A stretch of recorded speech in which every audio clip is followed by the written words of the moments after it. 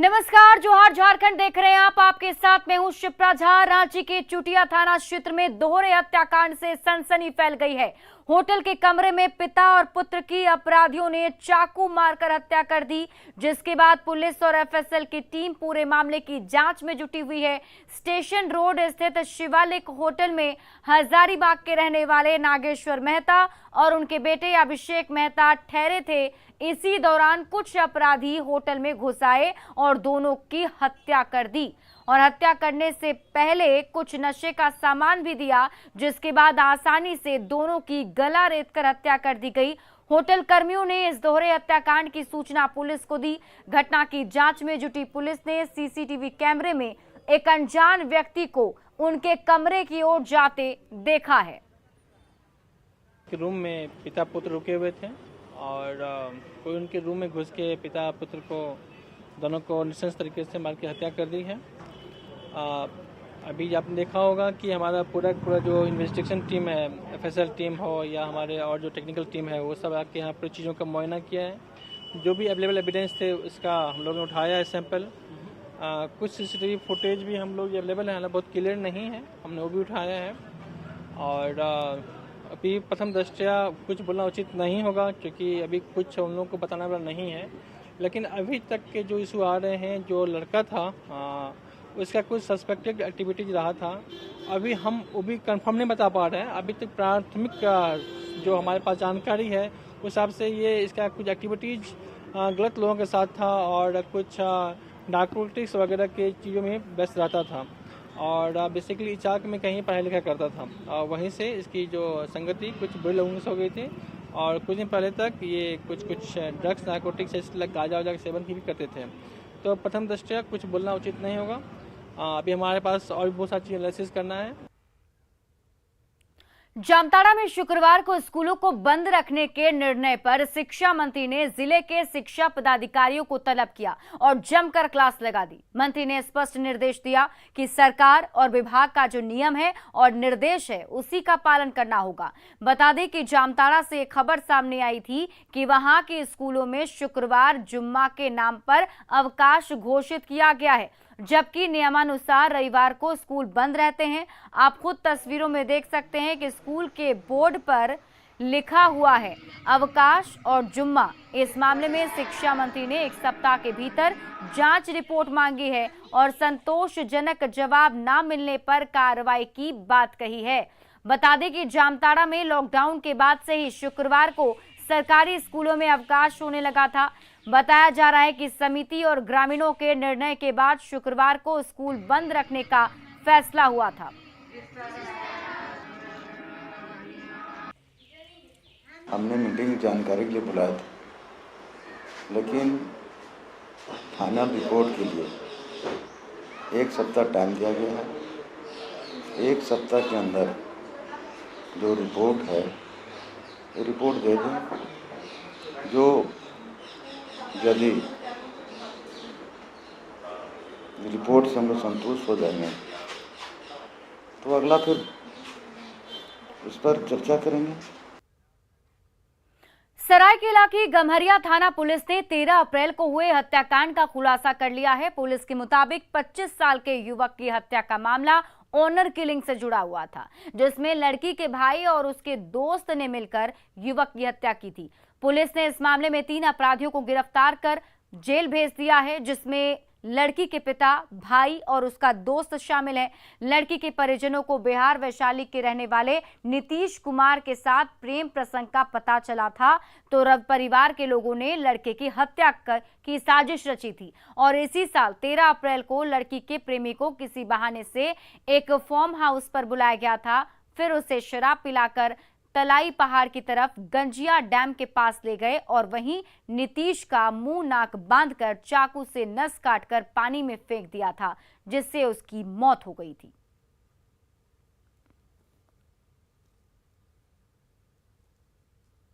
Cycle पे तीनों बैठ करके गम्हरिया थाना क्षेत्र में गांजिया डैम है मतलब वहाँ पे बैराज है छोटा सा, वहीं पर ये लोग लगभग रात 8 बजे पहुंचा। वहां पर भी लोग शराब पिलाया और उसके बाद दोनों ने मिल करके लड़की के भाई ने, उसके दोस्त ने मिल करके मृतक नीतीश को पहले गमछा से उसका नाक और मुंह ढका, जिससे बेहोश हो गया। खबर बोकारो से है। निजी अस्पताल में एक मरीज की मौत पर परिजनों ने जमकर हंगामा किया और अस्पताल प्रबंधन पर लापरवाही का आरोप लगाया है। घटना चास बाजार स्थित लाइफलाइन अस्पताल की है, जहां सुबह करीब 11 बजे एक मरीज को गंभीर हालत में लाया गया था। रविवार होने की वजह से डॉक्टर कम थे। ऐसे में बुलाने पर डॉक्टर को आने में देरी हुई, क्योंकि वे सदर अस्पताल में मरीजों को देख रहे थे। लेकिन जब तक डॉक्टर आए तब तक मरीज की जान चली गई, जिसको लेकर परिजनों ने हंगामा किया। वहीं अस्पताल प्रबंधन की दलील है कि मरीज की स्थिति गंभीर थी, शुगर और बीपी काफी बढ़ा हुआ था, जिसकी वजह से मरीज की मौत हो गई। इससे पहले पैर टूटने के बाद 21 जून को उसी मरीज का यहां ऑपरेशन भी हुआ था, जिसके बाद से परेशानी बढ़ गई थी।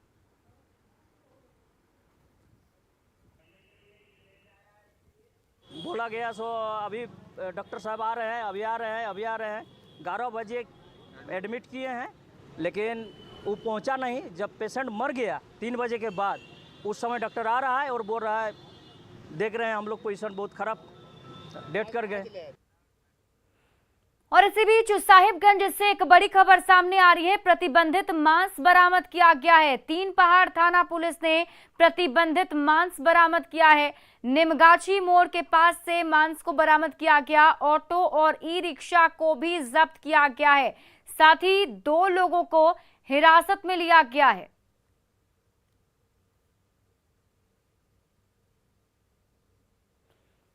तो साहिबगंज से आपको बड़ी खबर बता रहे हैं। यहां प्रतिबंधित मांस बरामद किया गया है। बताया जा रहा है कि यहां पर ऑटो और ई रिक्शा के जरिए मांस ले जाया जा रहा था। 3 पहाड़ थाना पुलिस ने बरामद किया है। साथ ही साथ नीमगाछी मोड़ के पास से पुलिस ने यहां से एक ऑटो रिक्शा को भी जब्त कर लिया है। रांची से बड़ी खबर आपको बता रहे हैं। शहर का माहौल खराब करने की कोशिश की गई है। काली मंदिर के पास प्रतिबंधित मांस फेंका गया। बड़ी खबर आपको बता रहे हैं। यहां पर देखिए, काली मंदिर के पास मांस फेंका गया। बताया जा रहा है कि प्रतिबंधित मांस असामाजिक तत्वों ने फेंका है। मांस का टुकड़ा और सुखदेव नगर थाना इलाके की घटना बताई जा रही है। फिलहाल पुलिस ने स्थिति को काबू में किया है, लेकिन ये बड़ी खबर आपको बता रहे हैं। शहर का माहौल बिगाड़ने की कोशिश यहां असामाजिक तत्वों की तरफ से की गई है, जिसमें प्रतिबंधित मांस को मंदिर पे फेंका गया है। 14 जुलाई से विश्व प्रसिद्ध श्रावणी मेले की शुरुआत होने जा रही है। तो 12 जुलाई को पीएम नरेंद्र मोदी बाबा नगरी का दौरा करने वाले हैं, जहां वे देवघर एयरपोर्ट का शुभारंभ करेंगे। ऐसे में तैयारियों का जायजा लेने खुद मुख्यमंत्री हेमंत सोरेन आज देवघर पहुंचे और अधिकारियों के साथ बैठक की। सीएम ने पत्नी संग भोलेनाथ की पूजा अर्चना भी की। तो वहीं पीएम मोदी के दौरे को लेकर बाबा धाम के पंडा समाज भी काफी उत्साहित हैं।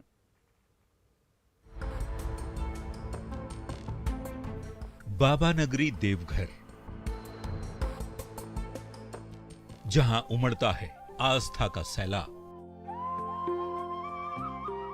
बैद्यनाथ धाम में आगामी 14 जुलाई से विश्व प्रसिद्ध श्रावणी मेले की शुरुआत होने जा रही है।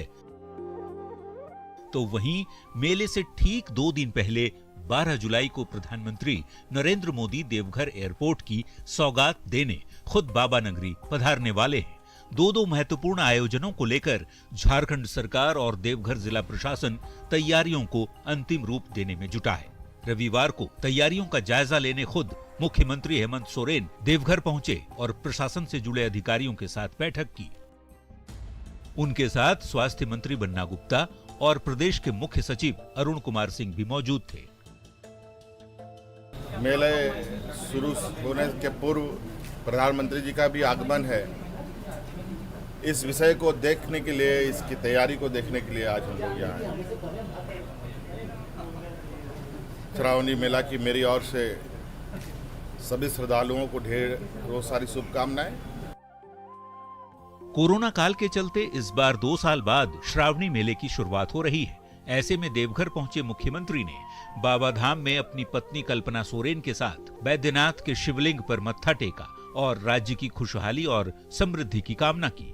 तो वहीं प्रधानमंत्री के देवघर मंदिर में आगमन को लेकर पुजारी समाज बेहद उत्साहित है। आज विश्व के हम कह सकते हैं कि सर्वाधिक चर्चित व्यक्ति हम लोगों के बीच आने वाले हैं। हम सभी काफ़ी खुश हैं और हम लोग के पास जो भी पत्र पुष्प है उनको लेकर के उनके स्वागत के लिए, उनको आशीर्वाद देने के लिए हम लोग तैयार बैठे हैं।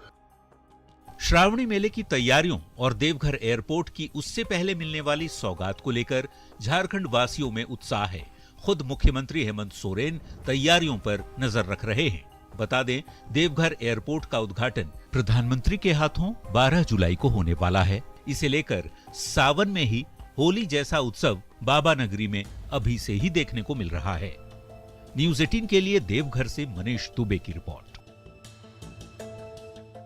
देवघर में बाबा वैद्यनाथ मंदिर में पूजा करने गई रांची की मेयर आशा लकड़ा मंदिर में बदसलूकी को लेकर भड़क गईं और डीसी एसएसपी से शिकायत कर दी। आशा लकड़ा जब मंदिर में पूजा करने गई थी, लेकिन लौटते वक्त बाबा मंदिर थाना प्रभारी सुनील कुमार ने उनके साथ बदसलूकी की और वहीं पर बंद करने की भी धमकी दी, जिससे नाराज आशा लकड़ा ने डीसी और एसपी से तुरंत ही बाबा मंदिर थाना प्रभारी को सस्पेंड करने की मांग की है। तो मैं पूजा करने नहीं जा सकती हूँ क्या? अगर किसी ने मुझे पूजा करने ले गया तो आपको दुख किस बात का? आए तो बोल रहे मेयर हो चाहे राष्ट्रपति हो, मुझे नहीं गए उससे मतलब नहीं है। ये बोली, ये बोलने के बाद बहुत तुम्हें मैं हुआ। हम बात करने का तरीका नहीं है, हम लोग संस्कार और सम्मान नहीं जानते। तो बात करने का तरीका नहीं, माफी मांगने हुई बोला लोग तो नहीं करेंगे बोले, और जाते समय बोले कि खत्म कीजिए यही, ये उनका जाता। हम तो कहते हैं उनसे नेता है, लेकिन आपका क्या होगा भला बताइए तो। जो आज हमें लगता है जो श्रद्धालु आते होंगे तो उनका क्या दशा होता होगा इन लोग का भी। एक मेयर के साथ अगर इसका इतना मिसबिहेव है तो आम पब्लिक के साथ क्या होता होगा। इसलिए हमने मंजूनाथ जी को तुरंत फोन लगाया। तो मैं पूजा करने नहीं जा। जमशेदपुर में अधिकारियों की लापरवाही ने करोड़ों की गाड़ियों को कबाड़ बना दिया है। सिद्धगोड़ा ट्रांसपोर्ट बस्ती में बने यार्ड में करीब 100 से अधिक ऐसी गाड़ियां हैं जो मामूली खराबी की वजह से कबाड़ हो गई। ये रिपोर्ट देखिए।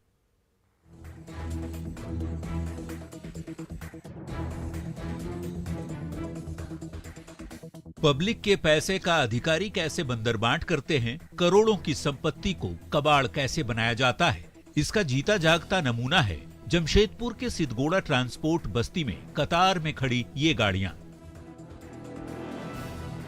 जो रखरखाव और मामूली खराबी के बाद अब कबाड़ बन चुकी हैं। साल 2008-9 में जनता की सुविधा और साफ सफाई के लिए करीब 100 गाड़ियां खरीदी गई थी, लेकिन मामूली खराबी के बाद ही ये गाड़ियां अब कबाड़ में तब्दील हो चुकी हैं। मैं आपको दिखाता हूं कि किस तरह आप देख सकते हैं कि जेनेसी के द्वारा इस जगह पे लाखों करोड़ों की लागत से यहाँ पर गाड़ियाँ खरीदी गई है साफ सफाई के लिए, लेकिन एक मामूली सी खराबी के कारण इस जगह पर गाड़ियाँ छोड़ दी जाती है। क्लच प्लेट की खराबी हो या फिर ग्रीसिंग जैसी गाड़ी में मरम्मत की जरूरत हो, कई छोटी छोटी खामियां को लेकर यहाँ पर गाड़ियाँ यहाँ पर छोड़ दी जाती है। ऐसा इसलिए है क्योंकि जेनेसी के पास मरम्मती के लिए, रिपेयरिंग के लिए ऐसी कोई योजना नहीं है। इनमें कई ऐसी गाड़ियां हैं जो 2 से 4 महीने ही चली थी, यानी गाड़ियां खराब होने के बाद यहां सड़ने के लिए छोड़ दी गई। फिर पार्ट्स पुर्जे की चोरी भी हो जाती है। मतलब सरकारी पैसे की बंदरबांट की जेएनएसी के अधिकारियों ने पूरी व्यवस्था कर रखी है, जिसे लेकर स्थानीय विधायक भी हैरान हैं कि पैसे आ जाते हैं भारत सरकार से राज्य सरकार को, राज्य सरकार दे देती है जेएनएसी को। तो पैसा खर्च करना है, दिखाना है, तो जिस मद में खरीद करना होता है खरीद हो जाती है। नीचे से ऊपर तक सब दिखा देते, हमारा पैसा खर्च हो गया साहब, ये हमारी उपलब्धि हो गई, हमारी प्रगति हो गई। कबाड़ बनी इन गाड़ियों में 50 से अधिक बसें भी हैं, जिन्हें 2008 में झारखंड सरकार ने खरीदकर परिवहन विभाग को सौंपा था। बसों की मरम्मत के लिए जमशेदपुर अक्षेस को 50 लाख रुपए भी दिए गए थे, लेकिन सब अधिकारियों की जेब में चली गई। ट्रांसपोर्ट कंपनी से जुड़े लोग भी मानते हैं इस योजना में ऊपर से नीचे तक मिलीभगत कर भारी लूट की गई है। मेंटेनेंस नहीं होने के कारण जो है करोड़ों का संपत्ति जो है सरकार का बेकार हो गई है, और ये सब जो है मिली भगत जो है वो जेनेसी के पदाधिकारियों की मिली भगत के कारण ही हो रहा है। पब्लिक और जनहित के नाम पर करोड़ों की गाड़ियां खरीद तो ली गई, लेकिन इसका लोगों को कोई फायदा नहीं मिला और लौह नगरी को शंघाई बनाने के सपने को भी अधिकारी पलीता लगा गए। सवाल है, इस लूट खसोट के लिए क्या किसी की जिम्मेदारी तय होगी?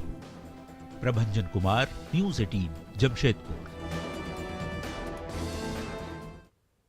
गिरिडीह में राजधनवार प्रखंड के बाराजोरी में पत्थरों का अवैध उत्खनन लगातार जारी है और इस पर रोक लगाने में खनन विभाग नाकाम दिख रहा है, जिससे न सिर्फ सरकार को करोड़ों का नुकसान हो रहा है, बल्कि माफिया की मनमानी से रैयतों भी इसके शिकार हो रहे हैं। प्रशासन के सीने पर पहाड़ तोड़ रहे माफिया, रैयतों की जमीन पर मनमानी कर रहे माफिया, अवैध माइनिंग पर प्रशासन मौन, माफिया की मौज।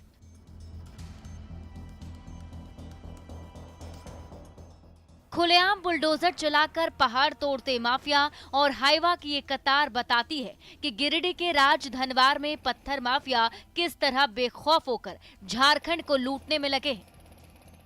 बाराजोरी में दिन रात ऐसे ही पत्थर की चोरी हो रही है।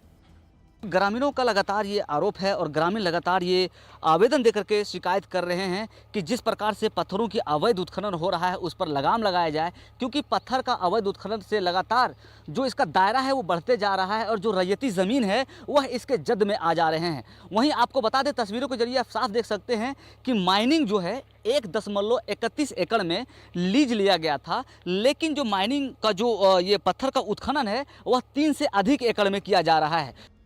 दरअसल बाराजोरी में माइनिंग का लीज 1.31 एकड़ में मोहम्मद बिलाल के नाम पर लिया गया है, लेकिन पत्थर माफिया यहां रैयती जमीन को अवैध तरीके से मिलाकर 3 एकड़ में खनन कर रहे हैं।